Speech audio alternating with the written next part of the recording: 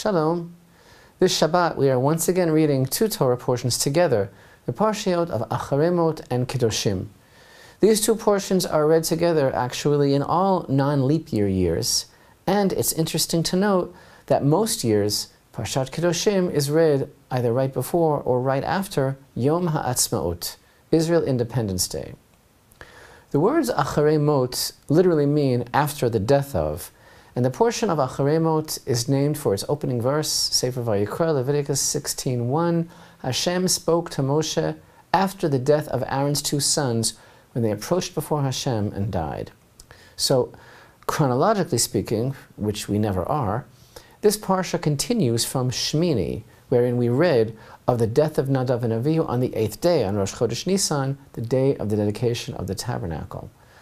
The first chapter of this portion is all about the awesome service of the high priest on Yom Kippur, the Day of Atonement.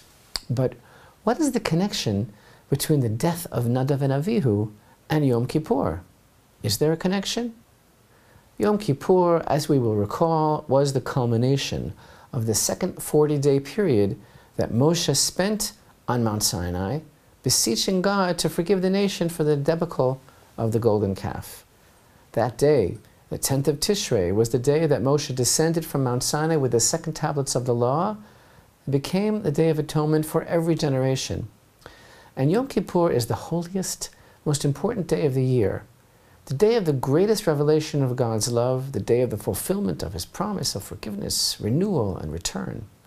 The Holy Zohar states that the power of Yom Kippur, the Day of Atonement, is so great that it is literally the nexus of all the forces of creation. For our sages teach that there are three dimensions or segments of existence, as it were, and the world is divided into these: space, time, and life. In Hebrew, olam, meaning place, begins with an ayin, shana, meaning year, beginning with a shin, signifying time, and nefesh, beginning with a nun, soul. And the secret of this concept is understood from the verse in the book of Exodus regarding the giving of the Torah at Mount Sinai, which was Exodus 19:18, wherein we read, "And all of Mount Sinai was smoking," in Hebrew, v'hahar Sinai, ashan kulo. And the Hebrew word ashan, meaning smoke, is comprised of the three letters, ayin, shin, nun, which represent the three words, olam, shana, nefesh. But what is the nexus that happens on Yom Kippur? The Holy Zohar states that on the Day of Atonement, all three of these aspects come together in perfect unity. At the crescendo of the Yom Kippur service, which is Shana, the aspect of time, the Kohen Gadol, the high priest, who is Nefesh, the aspect of life, enters into the Holy of Holies, which is Olam, the aspect of place, and enacts a great rectification, which brings tremendous blessing and atonement. He enters into the holiest place on earth with a shovel of coals taken from the altar and places incense on these coals. Coals and incense, doesn't that sound familiar? Back in Parashat Shmini, chapter 10, we learn the sons of Aaron, Nadav and Avihu, each took his fire pan. They put fire in them and placed incense upon it, and they brought before HaShem a strange fire that He had not commanded them. A fire came forth from before HaShem and consumed them, and they died before HaShem. But the Yom Kippur service, God did command. So what is the connection between the death of Nadav and Avihu and the order of the service of Yom Kippur, that the Parsha begins with the death of Nadav and Avihu? Actually, it was in their merit that the Kohen Gadol could even enter into the Holy of Holies on Yom Kippur to bring the incense, because the ability, the possibility, the merit even of the high priest to enter into the Holy of Holies on Yom Kippur comes from Nadav and Avihu. Much has been taught about the nature of that strange fire that they brought, which they were not commanded, and there's much to understand, but I think that whatever it was, these men were so great. All of Israel mourned for them, and we still mourn for them today.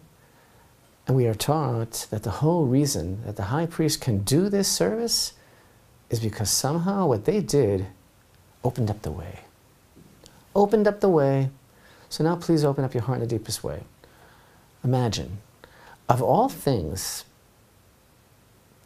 the holiness of the tabernacle, which would become the temple, that was revealed on the day of its dedication, that holiness came to be revealed through the unauthorized coming close of Nadav and Avihu. And lest we think that they were wayward or lacking in something, how does Hashem himself express himself about what they have done and their punishment? Back in Parashat Shemini, chapter 10 and verse 3, Moshe said to Aaron, "Of this did Hashem speak, saying, I will be sanctified through those who are nearest to me.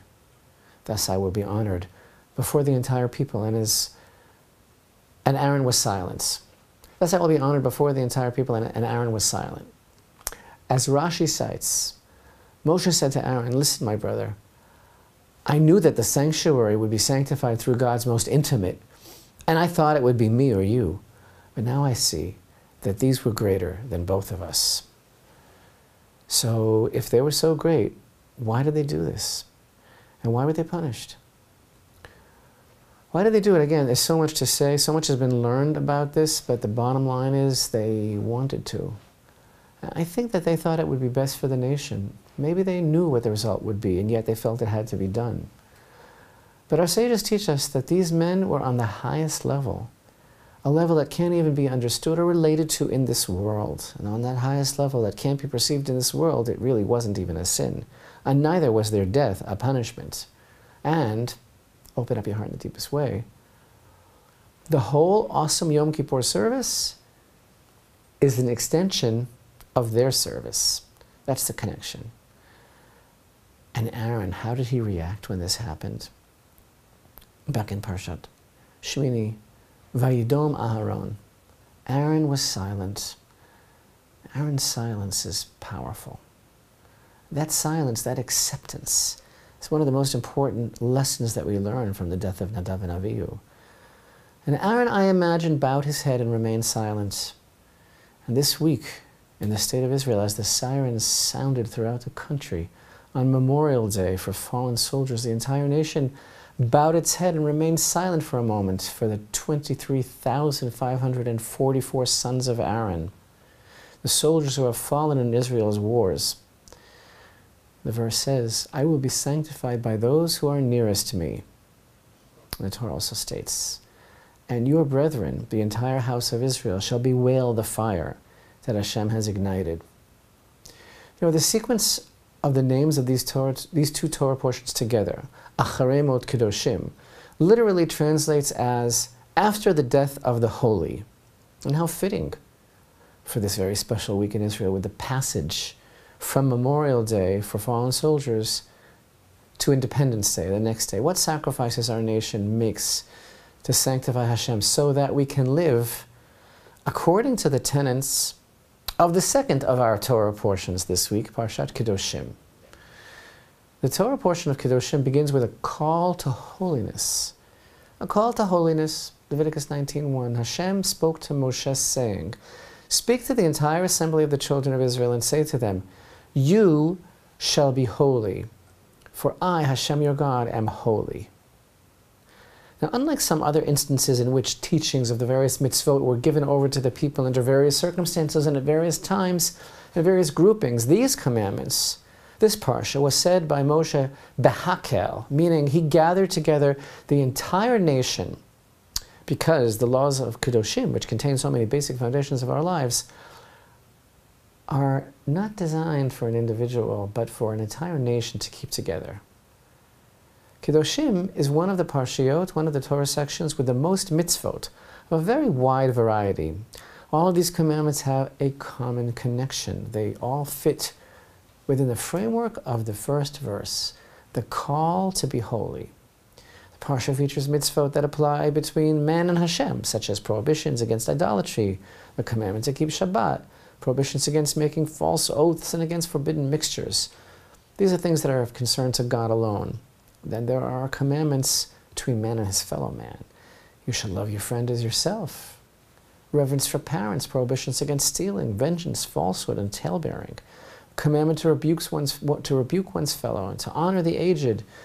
commandments of social justice, such as not withholding salary and not placing any sort of stumbling block and never taking a bribe and loving the convert and proper weights and scales, laws of reverence for the temple, some laws of the land, prohibitions against following the wicked ways of the nations, and forbidden relationships. In short, Parashat Kedoshim contains God's vision for a society.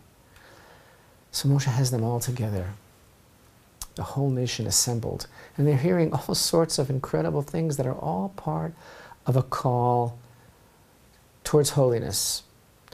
Within the variance of these commandments is that call. And so is the state of Israel, within the variance of these commandments, ultimately a call to holiness for this whole world. That's our challenge and that's our vision that we're coming towards. And this Parashat Kedoshim was said in a gathering of the whole congregation, because the holiness that the Torah aims for cannot be achieved by an individual who separates himself from this world and lives a monastic lifestyle. You know, some people, they think they're very holy because they have nothing to do with anybody. But real, lasting holiness can't be achieved by living in solitude. It might look holy, but it doesn't fool HaShem. And Israel isn't supposed to be a nation of monks or hermits or so-called holy men who live apart from society. It's interesting that back in Exodus 22, verse 30, we were instructed already previously, Anshe Kodesh Tihiyun Li, that verse states, Exodus 22:30, Anshe Kodesh Tihiyun Li, people of holiness, you shall be to me. We're instructed to be people. And this is one of the deepest challenges, promises, and goals of Torah life, that a person could be holy, yet a person. And this call was issued behakel, meaning in the presence of the entire congregation, for we are to be holy, to be striving towards holiness together as a community, and very much part of this world, not in solitude, but by being part of the whole. So about this call to be holy, right? What is that all about? How's it done? You shall be holy, for I am holy. If Israel is called to be holy on the basis of God's holiness, because HaShem is holy, how can people be told to be holy like God? What's the connection between the holiness required of Israel and the holiness of HaShem? Well, we know that according to Torah, holiness is not a mystical concept, but something very real. And holiness, the definition of the word, means separation. So here's how the call to holiness, to a life of holiness, works in the Torah's mindset. Because how can we be like HaShem? Because even though God is separate from the world, He's not disconnected from it, but He's found within the world. So Israel is commanded to be similar to HaShem in this aspect, to be a holy nation, to be separate, but not to be disconnected from this world. God doesn't want us to simply fix ourselves. He wants a just society. He wants a fixed world. That's what Parashat Kedoshim is all about. You know what?